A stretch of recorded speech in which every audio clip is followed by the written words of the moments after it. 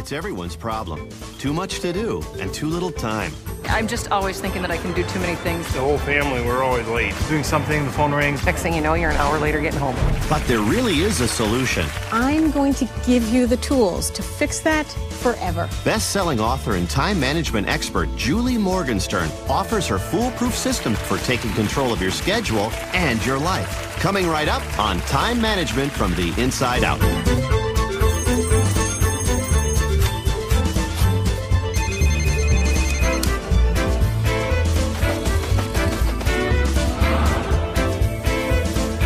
Funding for this program is provided by Avis. At Avis, we know that time is a precious resource for small business. That's why we offer time-saving services like Avis Preferred, so you can skip the lines and go straight to your car. You can find more time-saving tips on avis.com.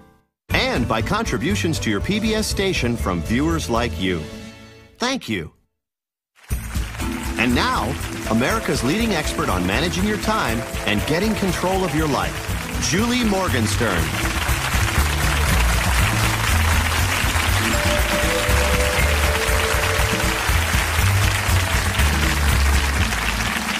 So, do you ever feel that you're off by just a step?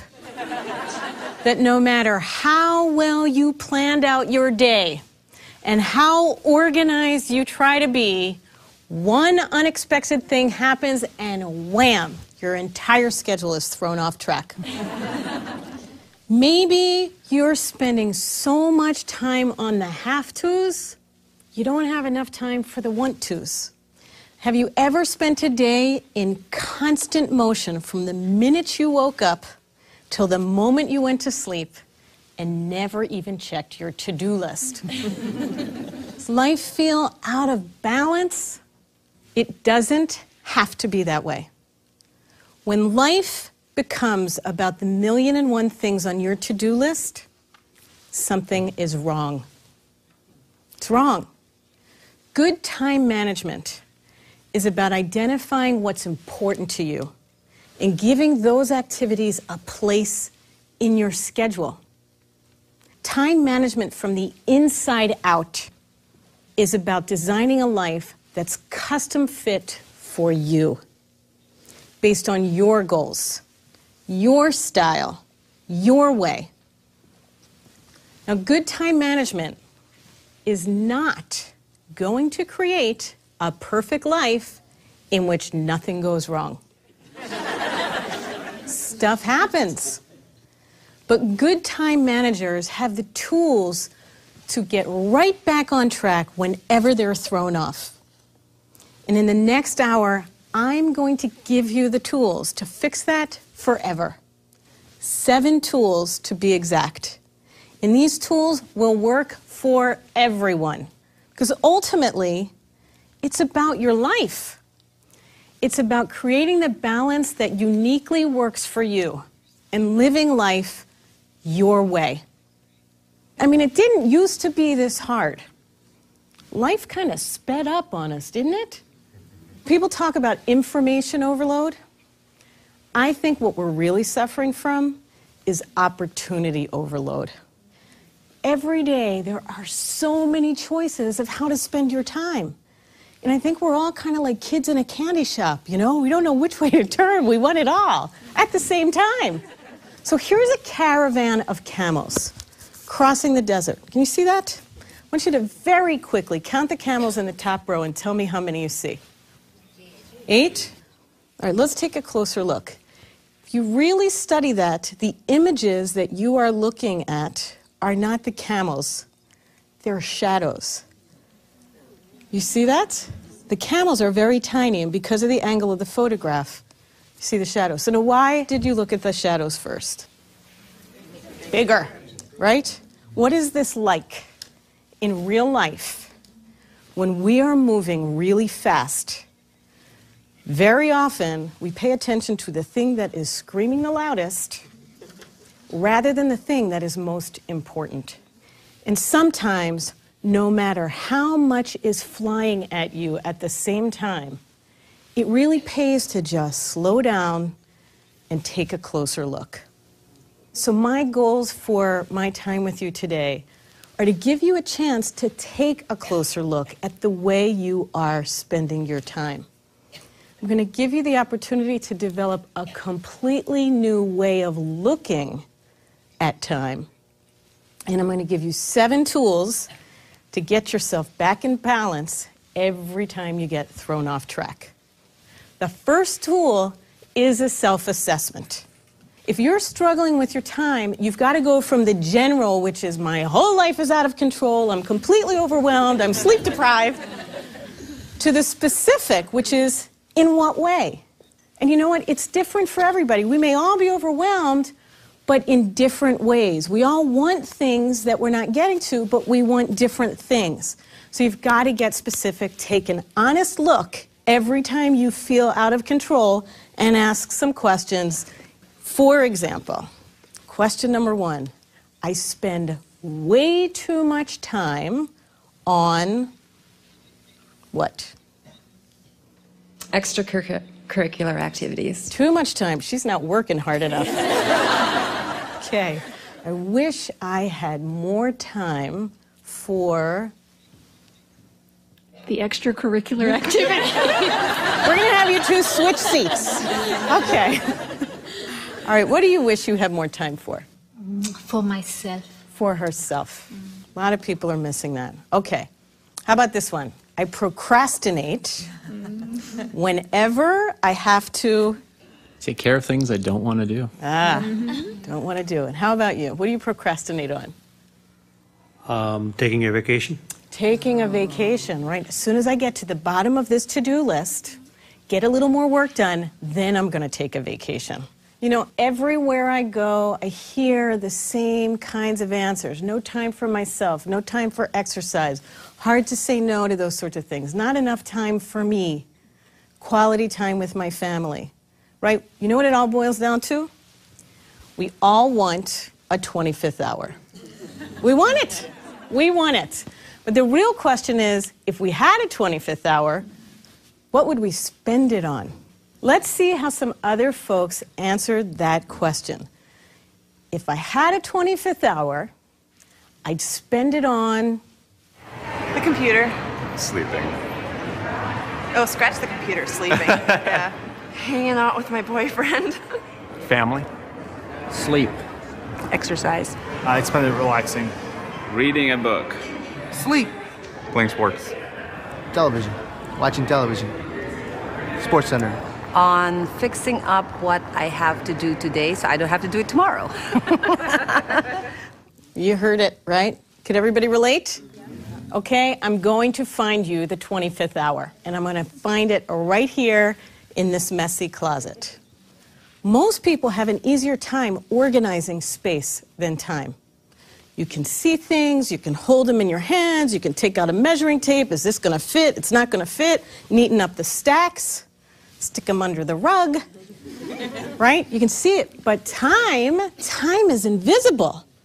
In my experience, the single biggest obstacle for people as they try to manage their time lies in their perception of it. It kind of slips through your fingers. I mean, how long is a day? Depends how much sleep you got, right? And how long is an hour? It depends what you're doing. Time is relative, but as long as time remains relative and ephemeral, you will never be able to get control over it. And in my own journey of learning to get organized, and those of you who know me know I was not always an organized person, disorganized enough to lose a car once, and my big breakthrough came the day I realized organizing time is exactly like organizing space. Exactly the same. Think about it. Let us compare that cluttered closet to a cluttered day. Both of them are a limited amount of space that are jammed with way more things than you can possibly fit. And in each case, items are shoved in no particular order, right? Any available pocket of space, one boot up here, one down here, right? Tasks. You know, you're in the middle of doing something, somebody asks you for something, oh, better just shove it right in, because if I don't do it now, when else am I going to do it? And that haphazard arrangement in your closet makes it impossible for you to see what you've got. That haphazard arrangement in your schedule makes it impossible for you to see what you've got to do or the balance of your day between the various departments of your life. So if a disorganized closet and a disorganized day are the same, then the process of organizing them would be the same, right? So let's see, how do you organize a closet? Right, the first thing you do, you pull everything out and you start to group similar items. Put all the long hanging stuff at one end and the short hanging stuff beneath it. And you put the shoes together and you put the belts and the ties on the door and you put the bags or the shirts on the top and everything has a home. And that much more organized grouped arrangement, what does it do? It maximizes the use of your space, stretches your storage, right? Same is true in your day. If you group similar tasks, batch your calls, batch your errands, batch that financial stuff you dread. Once you're cooking on one, it leads into the next and the next and the next, and you waste no time. You get much more out of your day. Newsflash, multitasking doesn't work. Been waiting for somebody to say that, right? Multiple studies have come out that have proven it takes the brain, listen to this statistic, 4 times longer to process each thing it's working on when it's switching back and forth between tasks. That means a 15-minute task done fully focused takes 15 minutes. That same task done in between 6 other things, the one task takes an hour. If you are working 10 or 12-hour work days, and you're a multitasker, I would almost guarantee you that if you break the habit of multitasking, you could cut your workday by 2 hours and get more done than you currently do and get your life back. The other big discovery, when you realize that time is simply a container, is that just like the items that you have to put into your closet take up a certain amount of room, the tasks that you put into your day take up a certain amount of space. And I want to ask you to think about your to-do list. How many people have a time estimate next to the tasks on their to-do list? Nobody. Nobody, right? Most people don't do that. What do? When we make our to-do list, we ask one question. What do I need to do? Register the car, mow the lawn, finish that analysis, but nobody ever really asks, how long is it going to take? And the truth is, time management is a mathematical issue. So, tool number two is simply to ask the question, how long will it take? For every item you put on your to-do list, how long is that going to take? Now, when someone walks in and asks to talk to you, ask them, how long will it take? And don't buy it when they say, 2 minutes. I just need 2 minutes. It's never just 2 minutes. And the truth is, we tend to miscalculate, right? If we really looked at it, we're big on miscalculation, right? I mean, you think that, how long do you think it takes you to do the dishes, right? 2 hours. It's actually, an hour and 50 minutes procrastinating, 10 minutes to do the dishes, okay? But, there's a lot of denial that takes place. We think something, we'd like it to take less time than it does. There's wishful thinking involved, right? We went out on the street and we asked some people how long it took them to do some basic, everyday tasks, the things that drag us down. Let's see what they had to say. How long does it take you to pay the bills? Half hour. Couple hours. 5 minutes. How long does it take you to pack for a trip? Probably 4 hours. It's 15 minutes flat. About an hour, 2 hours. How long does it take you to clean your house? That's a procrastination, I guess. 2 hours. 3 or 4 hours. Probably a day. How long does it take you to get out the door in the morning? 2 hours. I take a lot of time dressing up. Half an hour. 20 minutes. 10 minutes. My hair's longer than hers. How much of your day do you spend checking email? 5 minutes. 40 minutes to 1 hour. 2 to 3 hours a day. Probably about 4 hours. Okay. The key, the real key to time management from the inside out is knowing how long it takes you. Because it's really different for everybody. There are no shoulds. It really varies from person to person. And you have to study yourself and really figure out how long it takes you, the unique individual, to do each of those tasks and accept it. Because denial does not change reality. So you can say it's only going to take me a half an hour, but if it takes you 3, reality's going to kick in. So you've got to improve your time estimating skills. It is what I call the #1 gateway skill to good time management. You master this, and every other time management skill that you struggle with will fall right into place. Guaranteed. So how do you do it? I want you to think about 3 tasks you're actually kind of curious about now that we've been talking about this. How long does it really take me to do it? And over the next couple weeks, time each of them 3 times, and you will get the average, and you will know how long that task takes. Okay? And as you're doing your sort of estimate, you got to think about the hidden time costs, right? The things we tend to forget about. If you have something difficult to do, you need to build in some thinking time. If it's complicated, build in time for some surprises.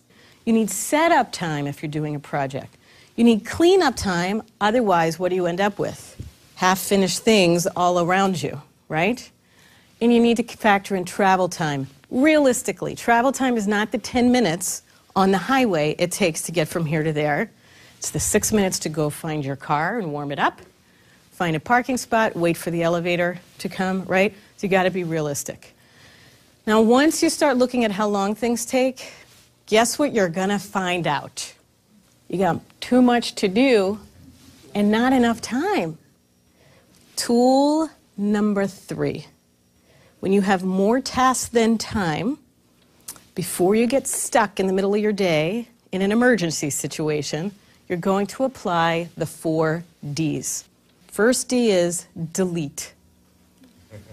Just delete it. You know what? Not going to get done, not enough time, and you know what? In the grand scheme of things, it's just not that important. And if you have things that have been sitting on your desk or your kitchen counter for the last 4 months, it's time to delete them. Because you've been deleting them anyway. But if you send them into the shredder, you actually take the weight off your shoulders. Why have that around your neck? Just, it's not going to get done. Let it go. It doesn't matter. Second thing you can do is delay some things, right? And delaying does not mean procrastination. It doesn't. Procrastination is just sort of aimlessly kind of not doing this right now, and we'll see when it gets done. Delaying means rescheduling something for a more appropriate time. I'd love to go out to dinner with you, but I have this deadline. Can we delay it till Friday night? Third thing you can do, diminish, which means don't do the big fancy version, right? Do the down and dirty version. Do a quicker way, a shortcut. Now, this is going to upset the perfectionists in us that rewrites our emails 6 times to make sure they're perfect. To our kid or our spouse. Some amount of perfectionism can be a very valuable skill in life. Very valuable. But you only want to apply that perfectionism to about 20% of what you do. The 20% where it really counts. Where it really counts, and it's what I call applying selective perfectionism. Okay? And for everything else, you can do the down and dirty version, the good enough version. Now think about shortcuts, right? I mean, shortcuts for anything you do routinely is worth putting some thought in.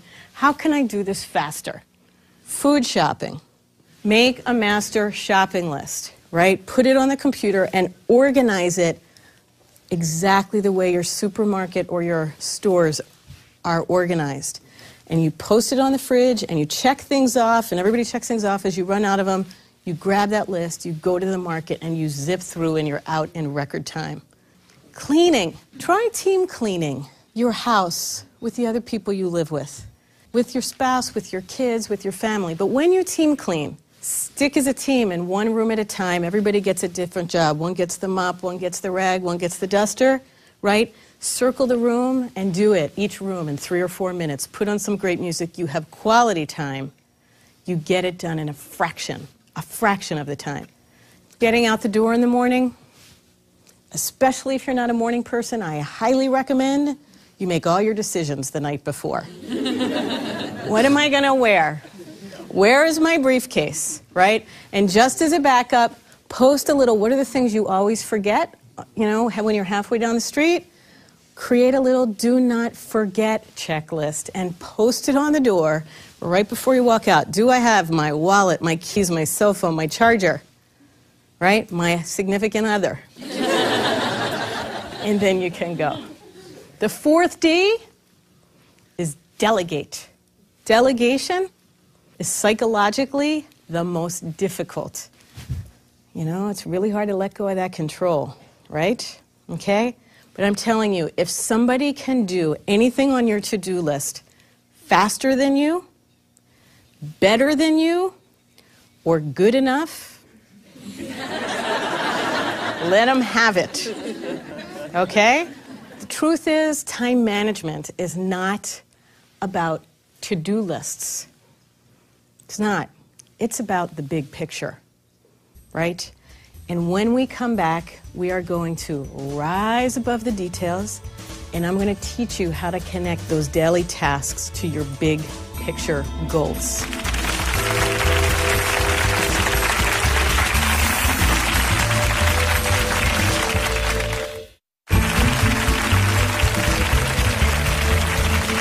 Okay, so we've taken some big first steps to get control over our schedules, right? We have a first tool is a self-assessment, what's really going on here.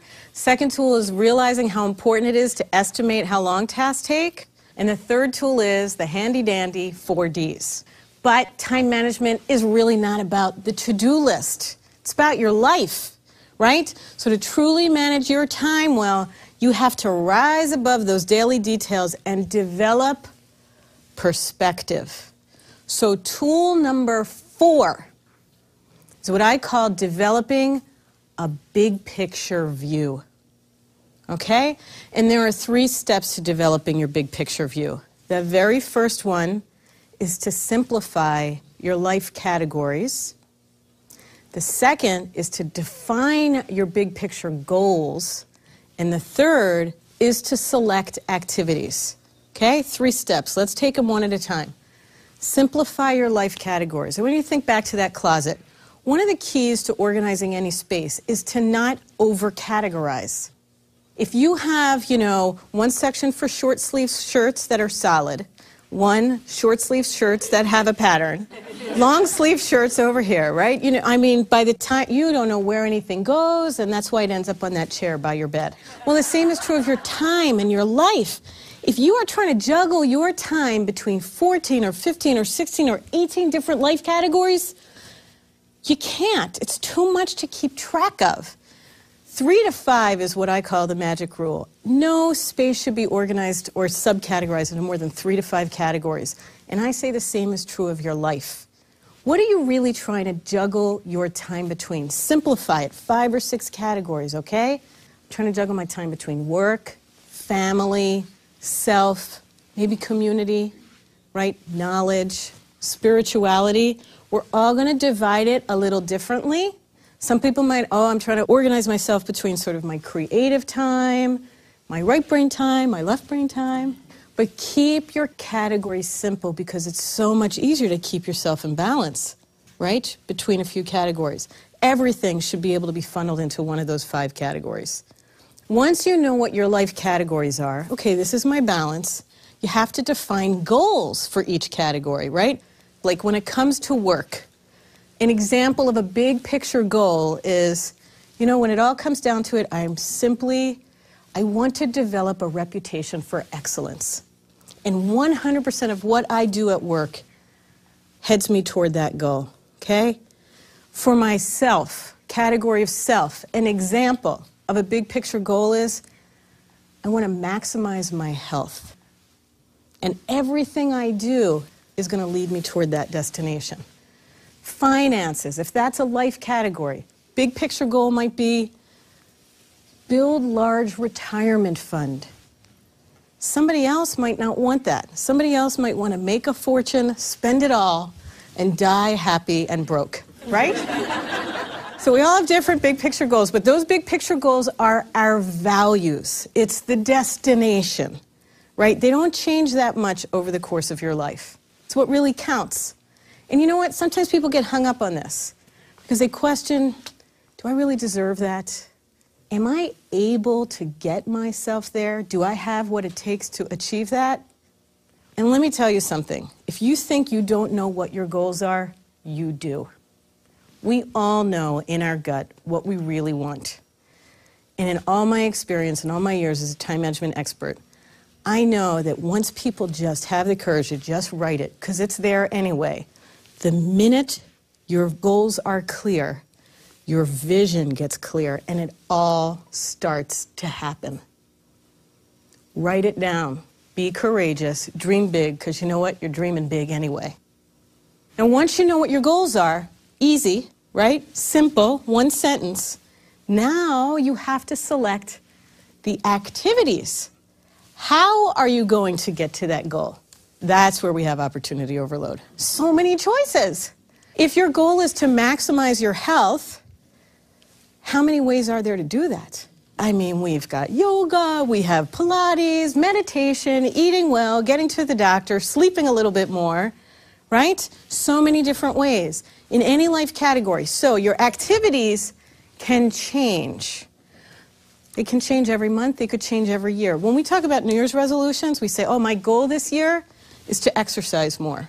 That is not a goal. Exercise is an activity.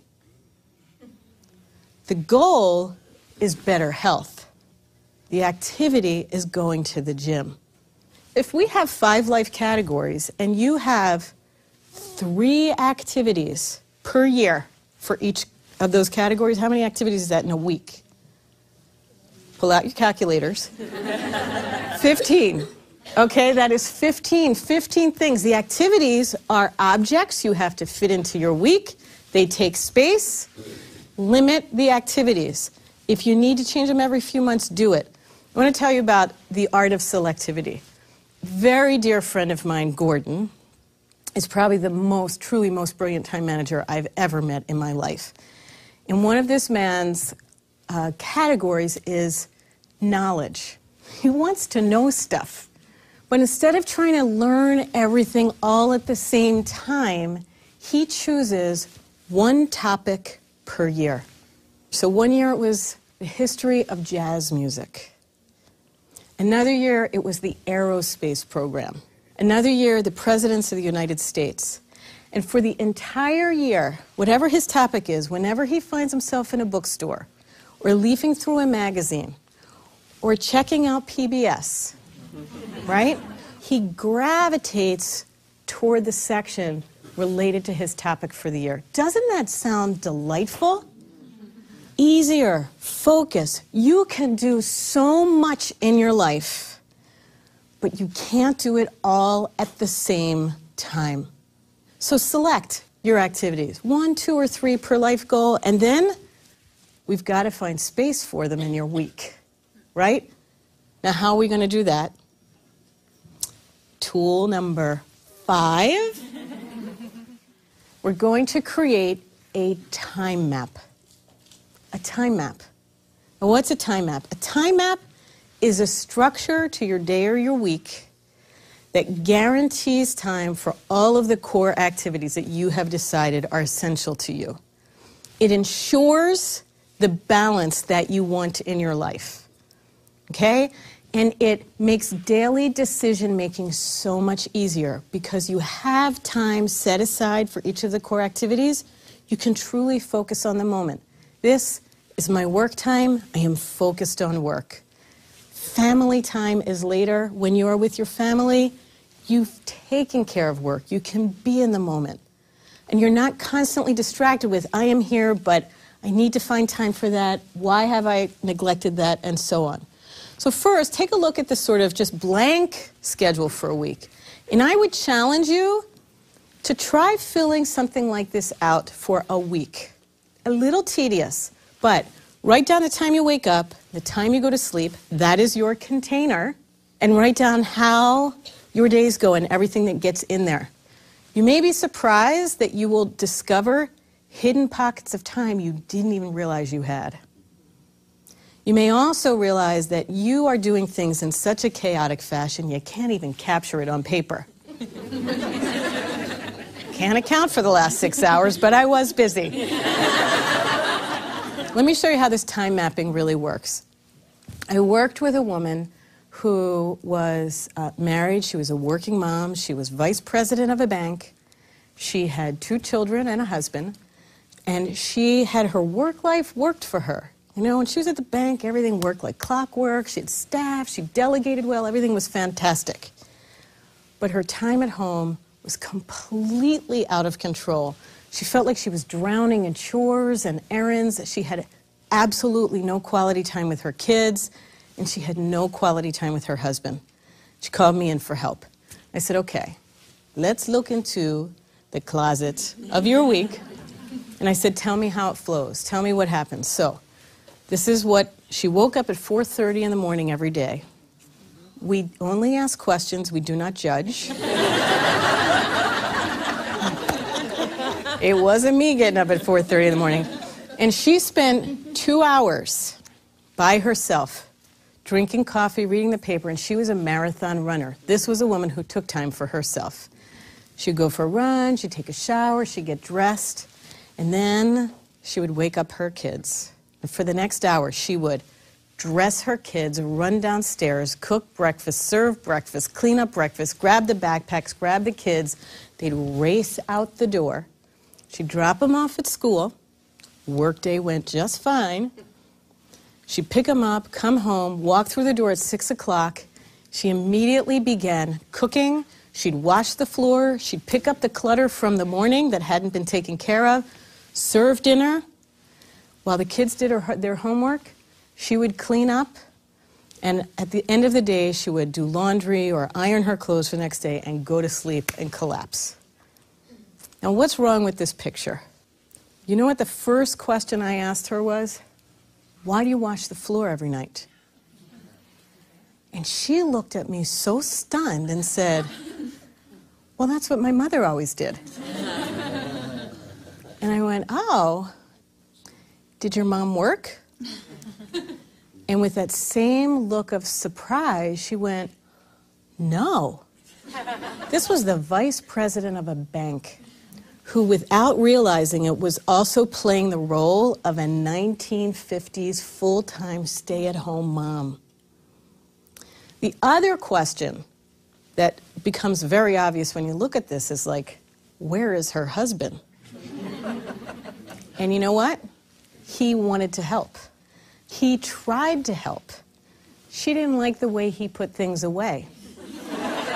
He always put the glasses in the wrong cabinet, and the silverware went in the wrong place, right? And, you know, he never picked out the right clothes for the kids. But she was still playing this role, the role of the mom who takes care of everybody, right? She was so set up to have to do it all herself that all of the kids' snacks were on a high shelf that they had to go to her and ask her for something, and she'd have to get it.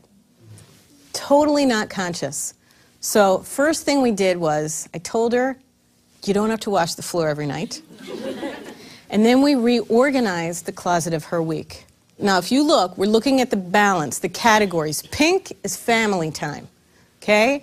The yellow was self-time, work was blue, and marriage time was purple. Because what was she missing? Family time and marriage time, right? So we reorganized.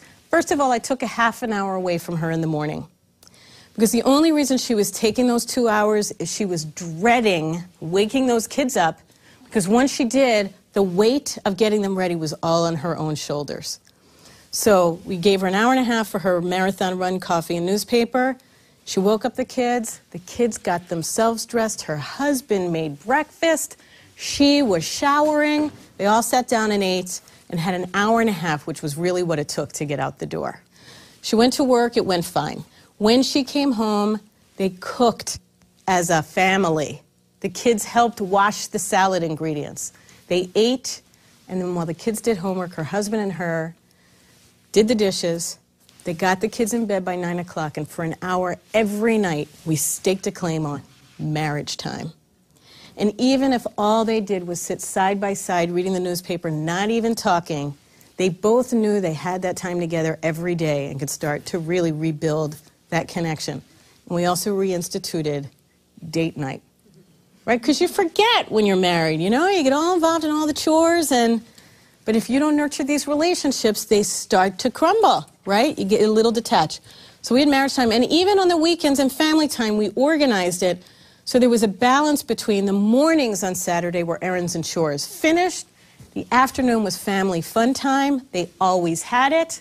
It motivated them to get the house clean so they could go out and go rollerblading or go to a movie. And Sundays were also outings time, and the kids could each rotate who's picking what we're doing this Sunday, routines that people can count on. And Sunday nights became designated as family project night. All those things that come up, it's like, gee, I better hem those pants, sew that button back on, fix the leaky faucet, organize the photo albums, those projects that basically hang over your head for about 8 months, right? It's because there's no time in your schedule for them. Stake a time to do it, and then you don't have to think about it anymore. On Tuesday, you need to sew a button on, you're like, oh, that's a Sunday night activity, and I can stay focused. Do you see the power of this tool? There are people who will like buck and say, you know what, I don't want my life to be that restricted, that constricted, it feels confining. It is not. Because this is your balance, not mine, not hers, not his. And once you compartmentalize, you're motivated because you can't wait to get to the next section. Now, there are some people whose lives won't work this way. Every day is a little different. They may be freelancers, they work at home, they're an artist, they're part-timers, they're retired. They don't have the confines of work, and they can't break their day up into every day. For 2 hours, I do this, and 3 hours, I do that. But a time map is a flexible tool, right? So instead of that horizontal organization, you can do what I call a vertical time map. And each day of your week could be devoted, the theme of the day is a particular department of your life. Mondays, me day, right? Tuesdays, paperwork day. Wednesdays, marketing day. I worked with an artist who was struggling because he liked to hyper-focus and just concentrate on one thing at a time. He needed time in the art gallery. He needed time in the park drawing and getting ideas. He needed some time to catch up with his personal life because when he was working, it was 14-hour days. He loved them, but he didn't have time for his chores, and then he needed time off. And that's the way we organize it. Monday and Tuesday, gallery time. Wednesdays were personal errands, Thursdays and Fridays in the park, weekends off. Vertical time map, it's a very flexible tool. Now, I'm not saying that a time map works 100% of the time. Works 80% of the time, right? But it's your starting point, and it's your landing point. And when life throws you a curveball, sure, you throw the whole time map up in the air, you deal with the crisis or the opportunity, but immediately you come back to it. If you don't have this at a starting point, everything that flies at you, you don't know when to do it. With a time map, you funnel it right in. It's a great tool. I want you to try it. Puts you back in control of your life. But we all know life happens. What do you do with the inevitable interruptions, distractions, and even your own bad habits that are destined to throw you off track every single day? When we come back, I'm going to show you how.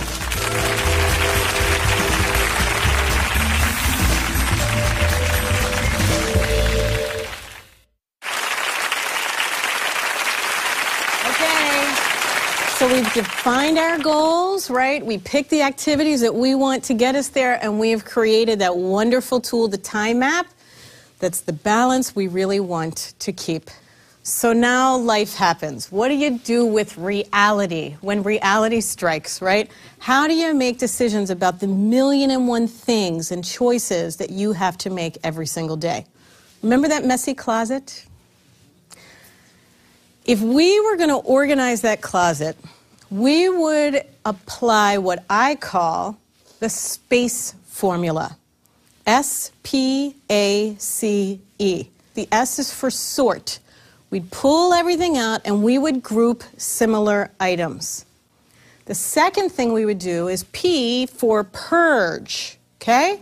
That's where we get rid of all of the duplicates and triplicates and irrelevant and the stuff we really don't want anymore.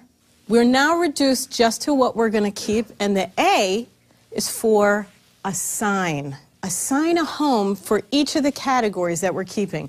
This goes in the left side of the closet, this goes in the right side of the closet. We'll put that on the door, this on the shelf. Everything gets a home. The C stands for containerize. And we put things into containers so that we can keep our categories separate, right? And keep it very easy to maintain that order. And the E is for equalize. Take a few minutes every day to put everything back where it belongs. And maybe once or twice a year, look at the system and tune it up a little so that it changes with our changing needs, tastes, and priorities. That's what we do for a closet. I told you, space and time are the same. So now I'm going to give you tool number 6. When things are flying at you, you have to sort through the clutter of too much to do. Apply the space formula to your tasks. The first thing you have to do is sort them, right? Which category does this belong in? Is this work, family, self, community? And how long will it take? Now you've got them all separated. Purge as many as you can. It's the most difficult step because it means letting go, right? Letting go, saying no, releasing some things from your ambition, your to-do list, right?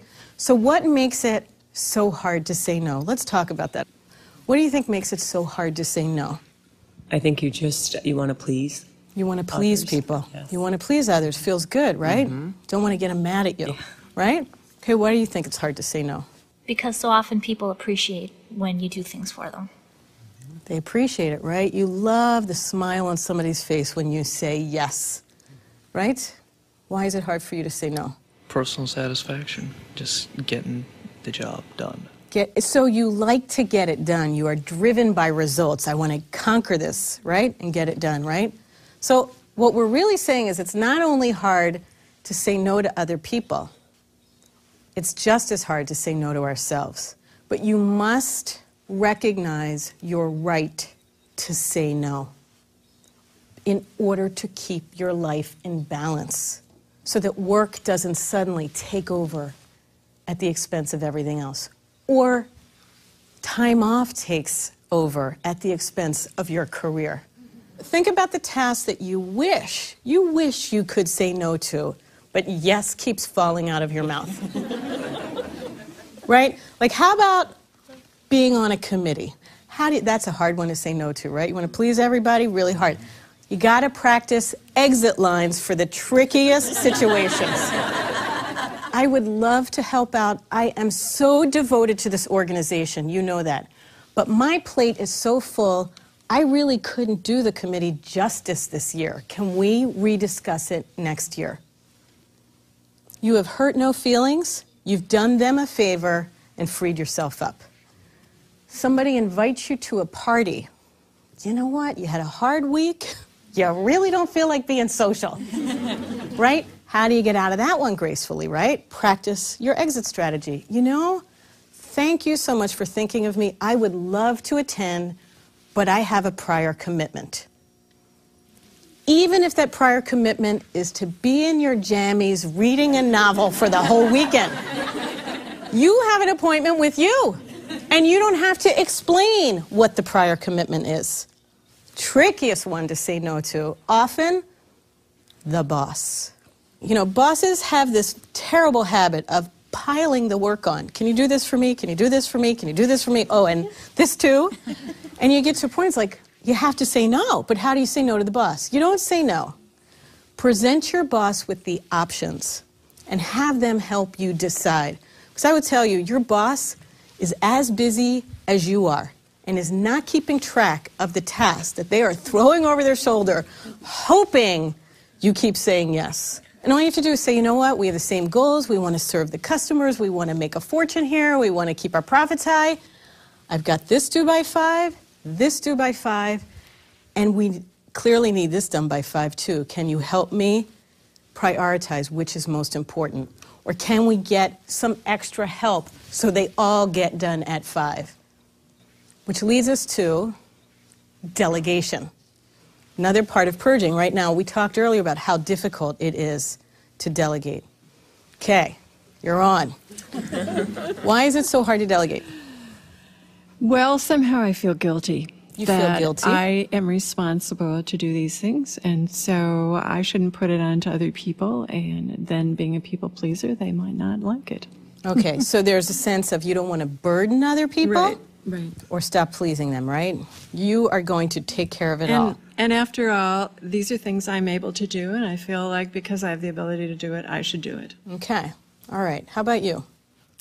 They may not do it as well as I would. You know, no one can do this as well as I can.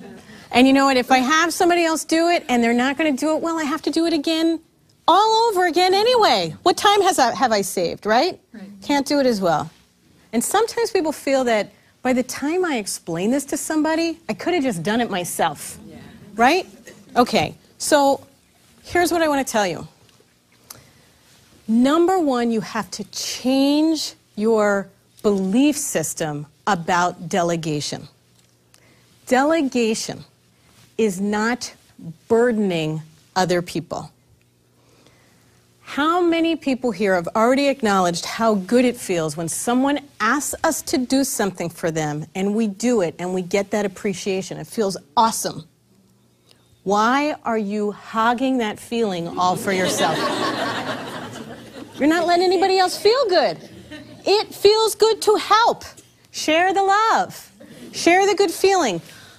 Delegation done properly promotes what I call a very healthy interdependence between people in a family and in the workplace. If there's anything on your to-do list that somebody else can do faster than you, better than you, or good enough, let them do it. And free your schedule for where you really want to spend your time. Okay, now, we're up to the A. Assign a home. You know what you're going to do. When are you going to do it? I am not a believer in master to-do lists. I don't believe in them. Master to-do lists go on for 14 pages. You never look at them again. It's just so intimidating and overwhelming, right? It's like a big miscellaneous inbox. And here's the key. A to-do that is not connected to a when never gets done. So for every to-do, do you not only ask how long it takes, but when am I going to do this? And I want you to turn to that page in your planner. I'm doing this on Thursday, and you write it down on the day you intend to do it. Now what happens? You start to see your day physically, visibly, tangibly filling up. And if you try to put something else in on Thursday and you're already at full, you realize in advance, before you get stuck by surprise, it's not going to fit. So you start to make those choices. And when you plan your days realistically, something magical happens. You bounce out of bed in the morning excited to tackle that day because it's doable. And you go to sleep at night feeling such a sense of accomplishment because you actually checked everything off your to-do list.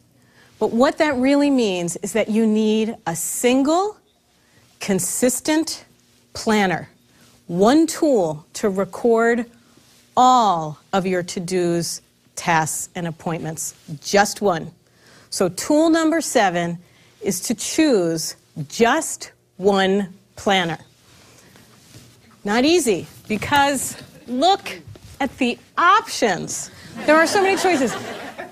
And I tell you something, juggling multiple systems doesn't work. How many people here have a paper planner, a wall calendar, an electronic portable device, and about 16 different notepads trying to keep track of it all? Can you hold that for me? All right, so how do you know what to choose? Here's a wonderful, cool, big planner. It's briefcase. You can write, lots of room to write things, carry it. Pretty cool, right? Can you hold that for me? All right, then you've got course, something like this, which zips up, which means you can stuff all your unpaid bills and receipts in there, waiting to take care of them. You've got, you know, these spiral-bound ones that might sit on your desk, much slimmer profile. Maybe that's what you need. Of course, there's also software you can put on your computer to organize all of your tasks. I think you should hold that, and you should hold that. What else have we got here? Nice small pocket calendars, and of course, how handy is that? Everybody wants just that in their bag, right? Tiny, little, wonderful. How do you know which one is right for you? How do you know? Because you can only choose one. So here's the decision that you have to make. Are you a paper person or an electronic person? Okay? And how do you know? That's your first decision. First, are you a visual tactile person or what I call a linear digital person? Visual tactile people think more clearly writing pen to paper. You are a visual tactile person if you can remember, oh, that phone number is 3 pages back in the upper right corner in green ink. If that's you, don't try to get an electronic planner. It will not work for you. It will not keep up with the speed of your thinking. It will not capture your thoughts the way you want to group them. Okay? Visual tactile people need paper. Linear digital people, very chronologic, numeric thinkers. I can call out a date, April 19th, and they're like, oh, that's a Wednesday this year. It's 2 days after my Aunt Sophie's 80th birthday and 3 days before a dinner date we have with a friend. They can look at one screen and understand what is not on the screen and put it in context. Those people can use electronic. And once you know whether you're paper or electronic, you just need to know, is it portable or is it stationary? So if you're always in the same place, you can have a big desk calendar, right? Or a computer software. If you are always on the road, you need your planner with you, more portable paper or a handheld.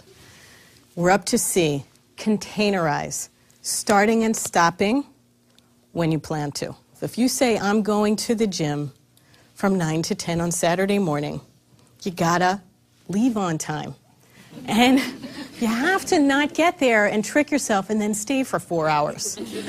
Because then your trust level in yourself goes right down and your time map ends up in the shredder. You can't even trust yourself, right? Okay, containerization keeps you in balance. So how do you do it? There are 3 enemies to containerization. Let's tackle them one at a time. First is procrastination. Okay, procrastination is the biggest energy drain. When you're procrastinating, you're not even doing anything useful, right? You are rearranging the toothpicks inside the junk drawer. The way out of procrastination is to stop looking at the task and focus on the payoff. The payoff. If you have not submitted your expenses for 3 months, you got to stop looking at all those receipts, okay? And focus on that reimbursement check. That is what you're working for, and plan what you're going to spend it on. Second thing is, if you're procrastinating because the task is too big, right? We're trying to do it all at once. It's too hard to get started.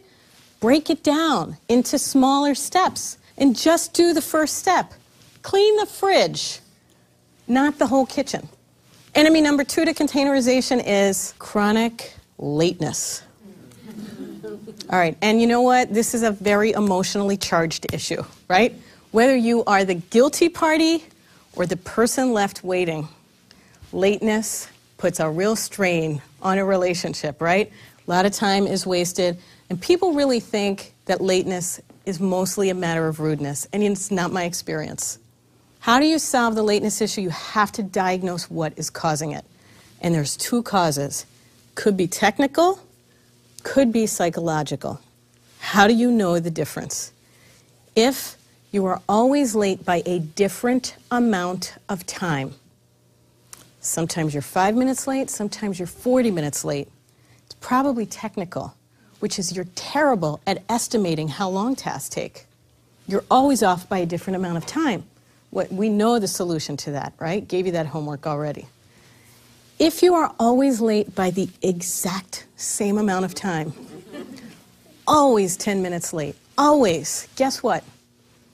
You are right on time. You are arriving precisely when you want to. This is not technical, this is psychological. So you have to ask, why do I want to be 10 minutes late always?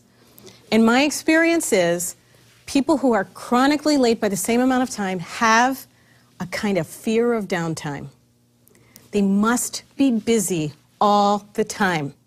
And any time spent waiting is anxiety provoking. So if they get there on time and they're waiting for 10 minutes, oh my God, I have nothing to do, I'm not being productive, okay? So instead of trying to change that about yourself, work with it. And the solution is absolutely arrive 10 minutes early and have something compelling and critical to do in those 10 minutes. Rush and get there and total those expenses so that you can get your refund check, okay? Or carry little note paper and stamps, and the people that you've been losing touch with, write a note to a friend in every 10-minute waiting period, stamp it, and mail it on your way out of that appointment, okay? And that's how you solve that problem. You must avoid, to avoid lateness, the just one more task syndrome. I'm leaving, but let me just do this one more thing, okay? Interruptions will also really hurt you, right? If you're trying to containerize, you're starting and stopping, you get interruptions. That's the third enemy to containerization. What do? Filter them. Just filter them. Just because someone is interrupting you right now doesn't mean it's actually urgent and has to be handled in this moment. And do you know, studies have shown that a call if you're in the middle of something, you take a call and someone asks you for something and you respond immediately, that call takes an average of 11 minutes. If they left you a message, you heard it and knew what the topic was, and you initiated the call, that call takes you 7 minutes. Finally, we're going to equalize. The E is to equalize. Every day, 10 sacred moments reviewing how your day went. Did I achieve the balance that I want? What do I need to carry over? And every couple, 3 months, reevaluate that time map. Now, we've talked about a lot of different tools today, right? 7, to be exact. And don't expect to integrate them all perfectly right now. Pick one or pick 2 and try it, and watch your relationship to time start to improve. And as you're applying these skills, remember, if you fall off track, if you end up late, if you try to take on too much one day and don't check everything off, forgive your failures and celebrate your successes, right? If you are able to carve out a Sunday to spend with your friends instead of carting work home, enjoy it. Celebrate that victory. If you get everything done on your to-do list, don't rush off to bed. Whoop it up, right? It's wonderful. The most liberating thing about time management from the inside out is that it helps you create a life that nurtures you. It makes you feel good. You are the owner of your life. You cannot control the events that are thrown at you, but you can control your reactions. And using these 7 tools, keep bringing yourself back to balance to create the life you want for yourself. I thank you so much for spending this time with me, and I wish you a wonderful, joyous, rewarding life.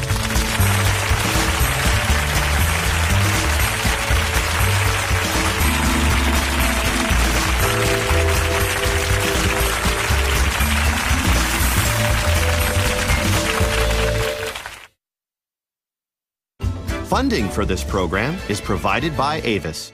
At Avis, we know that time is a precious resource for small business. That's why we offer time-saving services like Avis Preferred, so you can skip the lines and go straight to your car. You can find more time-saving tips on avis.com. And by contributions to your PBS station from viewers like you. Thank you.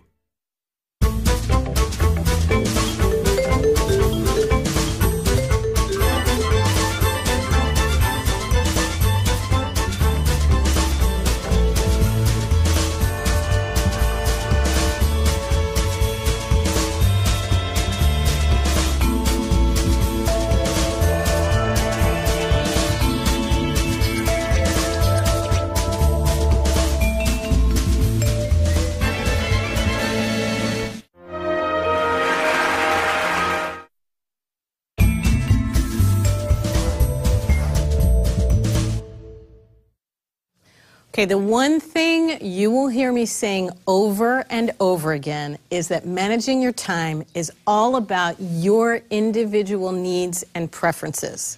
So everybody has their own unique time management challenges and their own questions. So right now we're going to try to answer some of those. What are your questions? You said you're not a fan of general to-do lists, and I happened to look at mine yesterday, which I don't look at it very often because it has 135 things on it. Right. What do I do now that I've learned what you've had to say? I would recommend that you go find a planner. You have to pick whether you're going to be on a paper planner or a digital planner, and you got two choices. You can start from this day forward, which is my recommendation. I don't like going backwards. I think going back through 130 things that might have been sitting there for the last 7 months is only going to make you feel bad and intimidated. What did I forget? What did I overlook? Why haven't I done that yet?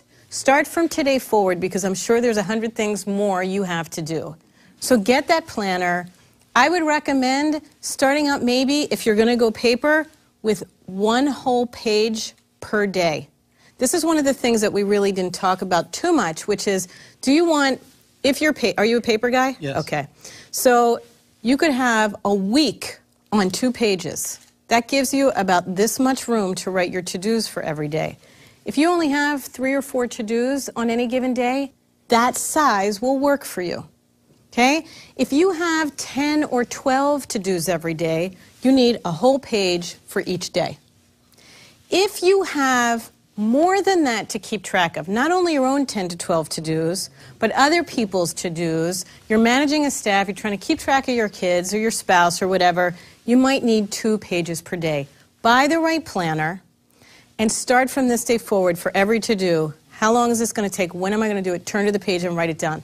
And in 3 to 6 months, go back to your master to-do list and see if there's anything worth funneling into your new system. Thanks. Sure. Yes. Hi. When you were talking about when you have more tasks than time, and you said to diminish your tasks and make shortcuts, but what suggestions do you have for perfectionists? You said something about 20% selective perfectionism? Yes. I think perfectionism, perfectionism is a very tricky little line to walk. On one hand, if you're a perfectionist and you apply it in a very focused way, it can lead you in the pack in your career. Right? If you're planning a party, it's going to be fabulous. You're going to look really good like that 2-hour woman, right? It took 2 hours to get up. All right? But at what cost? Okay? If you are a perfectionist about 100% of the things on your to-do list, guarantee you're only going to get to 20% of them anyway. And my suggestion is pick the 20% most important, and let the rest go. I think you should practice doing one thing imperfectly. Practice it. Think about something that you belabor, that you really think probably you shouldn't, but it's very hard not to. Okay? Like, rewriting. I mean, I had a client who would come out of a staff meeting and spend 4 or 5 hours typing up the notes. And nobody ever even read them. Do you know what I mean? But she could not create any document without absolute precision. So I said, give that one to somebody else who is not going to be a perfectionist about it. Just let it go. And those things ended up being 1 page of bullets that were actually a useful tool to people. See what I mean? So practice doing one thing less than perfectly and watch how the world doesn't fall apart. And invest your time in something that's more important to you. Question? I wonder if you could say something more about procrastination. Mm-hmm. When does it work for you? When does it not? And how can you tell the difference? When does it work for you? That is a good question. I think the only way in which procrastination works for you, which is a very hard concept for me to understand, because I think of delaying as working for you. I am not ready to do this, or this is not the right time to do it. I am going to postpone it for 2 weeks, for 1 month, for 1 year, for 3 hours. That's not procrastination. Procrastination, by definition, is avoiding something that you don't want to do or is intimidating to you, but it's random, it's aimless, it's not productive, I would rather see you release it and move on. Now, one thing you can do is ask yourself, why am I procrastinating about this? Is it because it's too intimidating? I'm trying to do a 10-hour task in a half an hour and I internally know better. So can I break it down and just do one step? Am I procrastinating because I actually am dreading what happens after this is done? So, I can think of somebody who, you don't want to really send out the invitations to the party because then you may find out not everybody might say yes. Do you know what I mean? What's on the other side of that task that might be a little scary to you? And if that's what it is, then deal with that fear and say, okay, so what if I'll eat all the potato chips myself, right? Whatever. Okay? So ask yourself, and that's where I think if you feel yourself procrastinating and you can analyze why, you can either fix it or cut yourself a break. I had a client who called me and said, you must organize me. You must organize me. My house is a mess. And I said, why? What's the payoff? What are you trying to do that you can't do because you're disorganized? She was trying to finish a book. She'd been working on this book for 10 years. It was a travel book. She said, I just cannot work in this mess. I went and I looked at her home. It was right out of the pages of like an organizing catalog. It was so perfectly organized. There was no problem. I had 2 suggestions for her. Move your filing cabinet over here and change the light on your desk. And she said, yeah, but I really can't do that. I can't move the filing cabinet here. My husband really wants that over there. And she had all these excuses. And I said, you know what? I don't think you want to finish the book. And I think you should give yourself permission to not. Honor the fear. Don't force yourself past it. Because she wasn't getting it done anyway. So to carry this, I should be doing this for 10 years, you know what? I don't really want to. Okay, release it.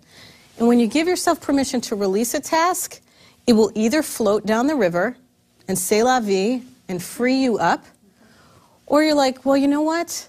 If I'm willing for it to not be done, then maybe I can give it a shot, and if it's no good, so what? Do you see what I mean? I hope that's helpful. Thank you. Yes. Julie, I want you to give me the 8th tool, the discipline, to go through the 7 tools you have given us. It's a great question. But you know something? My experience is if you organize your time in this way, if you start out with that big picture, if you define your life categories and you have your goals and your activities selected, you create a time map that is genuinely representative of what is most important to you, you don't need discipline. You cannot wait to start each day. You are so focused because you're living the life you want. And the only thing you may have to discipline yourself away from is getting caught by distractions or getting caught up in other people's priorities or that need to please. That need to please. But if you just give it a shot for a few weeks, you will find that you're actually more available to people because you are so glowing and so satisfied internally that when someone comes and asks you for something, if you can't do it right then, it's fine. You know what? They'll also survive. And when you do give them the answer, it's swift, it's precise, it takes care of the problem. Do you know what I mean? So I think it's not so much a matter of discipline. It's a matter of, this is what I want. Why do you have to discipline yourself to do what you want? You shouldn't have to discipline yourself. It comes very, very naturally. But every day, you should end each day reviewing. What did I do? What are my big picture goals? What is my balance? Because there are so many distractions the minute you wake up, that if you're focused, you just keep focusing, getting yourself back centered. This is my life, this is what I want, this is what's important, this is what I'm doing tomorrow, +2. That's another little tip. At the end of the day, look at what's happening tomorrow, but also 2 days beyond that. Because if tomorrow there's a surprise, an unexpected issue that needs to be handled, you'll know, oh, you can't necessarily say, oh, okay, then I'll move this to tomorrow. Like you kind of have that larger view and you really recognize the impact of allowing yourself to be thrown off track because you're not just here, you're aha. Do you see what I mean? And I think that helps with the discipline because you have perspective. Hi. I have problems with chronic lateness and procrastination. Those are probably my two big evils. I've tried all the different planners. I've tried the electronic. I've had all sizes of the paper ones. And I can't seem to find anything that really works effectively. Okay. Couple of things. First of all, no planner is going to solve that problem. That is trying to organize from the outside in. Oh, if I just use this tool, I will be on time. If I just use this tool, I'll know this is the limit of my time, or I'll get started sooner. Planner's not going to do it. This is about you really studying when you do get in gear. And there are times when you're effective. You are not always ineffective, or you wouldn't have made it here today. And she looks pretty good, right? All her clothes match, very well put together, okay? So my suggestion to you is study the conditions under which you are most effective, analyze it, and apply those principles to everything else you're doing.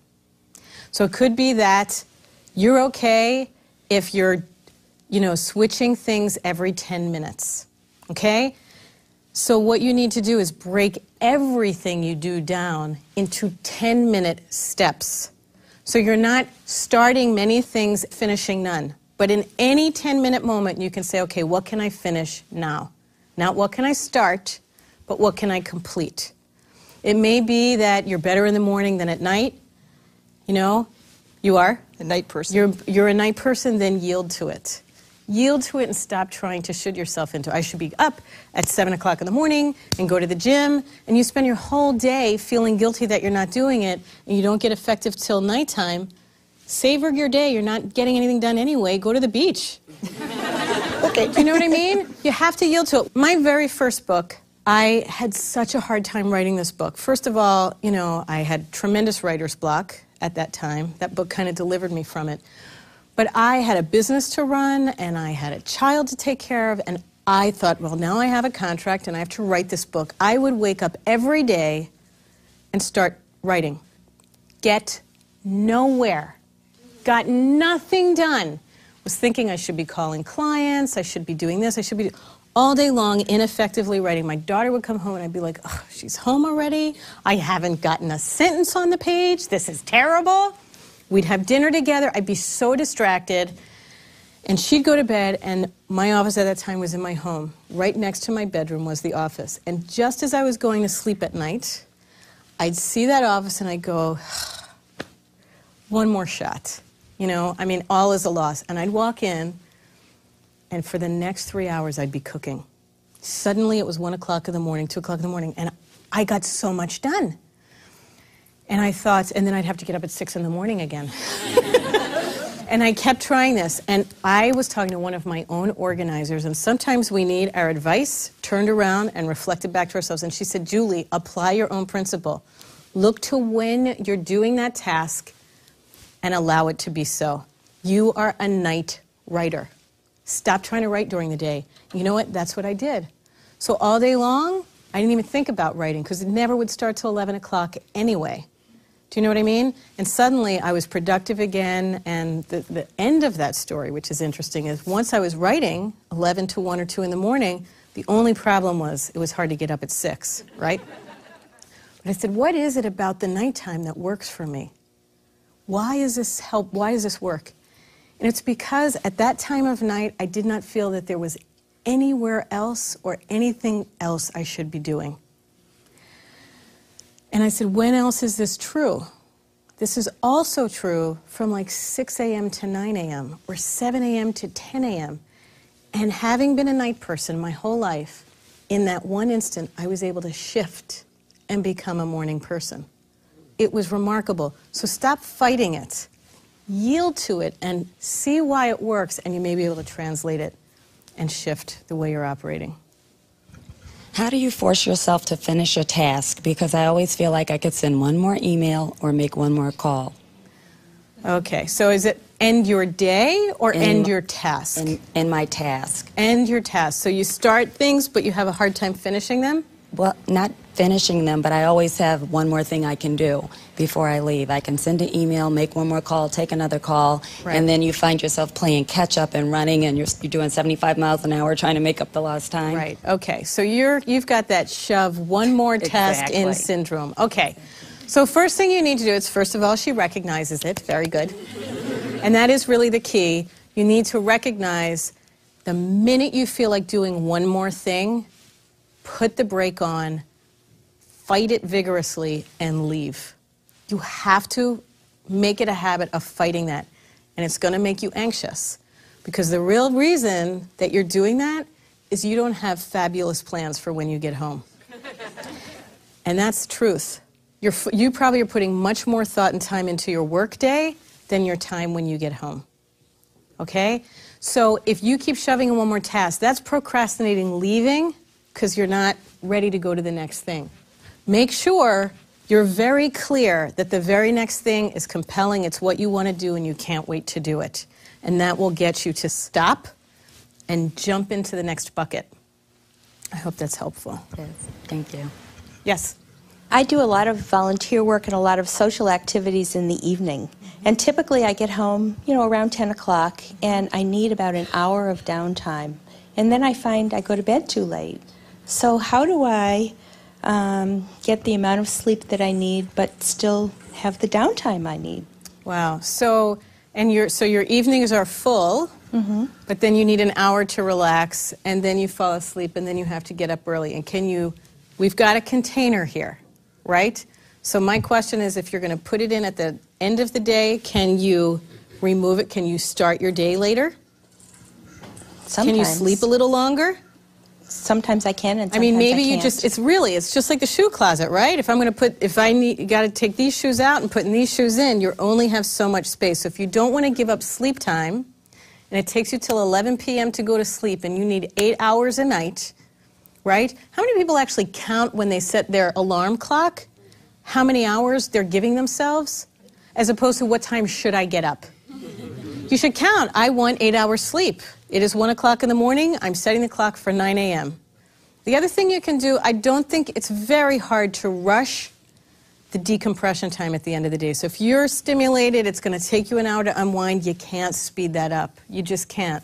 So see if you can just count forward and start your day a little bit later. Or leave the party at 9 instead of 10. Thank you. Thank you. Hi, Julie.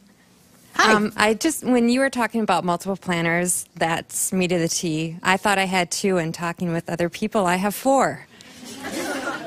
And really, 3 of them are work, and 1 of them's family. So how do I incorporate all 4 of them? Because I like keeping them separate. You like keeping them separate? See, I don't think that's a good idea. Because it's one life. You have one life. You need one planner. Because it puts everything in perspective. If you have a work planner here, and now you have, it's 3 different, one for each role that you play at work? One's paper, one's computer, and another one's one I take with me to meetings. Okay, you're spending more time transferring information back and forth between these planners, or whatever one you're looking at, worried about something you may be forgetting, that by just fusing them all into one planner, I am sure you're going to regain a minimum of an hour or 2 of focus time a day. Minimum. And I've seen this happen over and over again.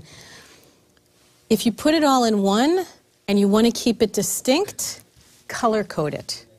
Color code it. So you can see if blue is for work and yellow is for self and pink is for family, right? And you color code all of your tasks and your appointments, you can see at a glance if your balance is off, right? And then you start to apply the 4 Ds to work, expand the family time and the self time. Do you see what I mean? You have to just pick one. You have to do it. I'll be checking up on you. That's my first task. Okay, we have time for just one more question. Okay. My question, I purchased my handy planner. I have things to do along with the estimated time maps. And there's a deadline for work, and I slip up and miss the deadline. Well, personally, I tend to be too hard on myself. My question to you is, what can I do, or what steps can be taken to ensure that this doesn't happen again? Okay, so you're talking about missing deadlines, that they can sneak up on you, you got so many things going on, and you can miss, or maybe miscalculate how long things take. Instead of beating yourself up like you said not to do. Yeah, beating yourself up does no good. That is, except waste more time. Exactly. One of the things that you really want to do is, I would literally use a calculator. When you have a big project and something with a deadline that is in the future, and I would literally mark not just the due date in your calendar, because by the time you read that, it's too late, right? So what are the steps to actually arrive there? So if this is due on July 7th, okay, and today is March 1st, what are the steps? And each one of those steps, you have to decide when you're going to do it. So if you're going to brainstorm the project, and that's going to take you a couple of hours or several hours on the internet to research, when am I going to do that? That's going to happen on March 10th. And you keep going so that you'll see, if you break it down, it's not going to sneak up on you, because all 10 steps to get you there have actually been scheduled into your planner. Do you know what I mean? So large projects are the hardest things. My brother, Steve, is, aside from Gordon, the other genius time manager that I know. And when he was in med school, he had something like, in order to study for his board, something like 600 pages to read over, 5 months or something like that. He timed himself reading a chapter, clocked it, and said, okay, it takes me an hour and a half to read this many pages. He counted the chapters, he backed it all in, and he realized that if he worked 5 days a week, giving himself weekends off, he started on this date, he would hit that deadline and have read every chapter, had time to review, and arrive. So he backed it all in. And it may sound tedious to you, but that is, how liberating was it that he knew for 4 months, as long as I spend 2 hours a night, I'm going to meet this deadline. So liberating. So that's what I would recommend. Back it in and lay in each task as to when you're going to do it. Okay. Thank you. Thank you. Thank you so much. I have so enjoyed being with you today. Thank you.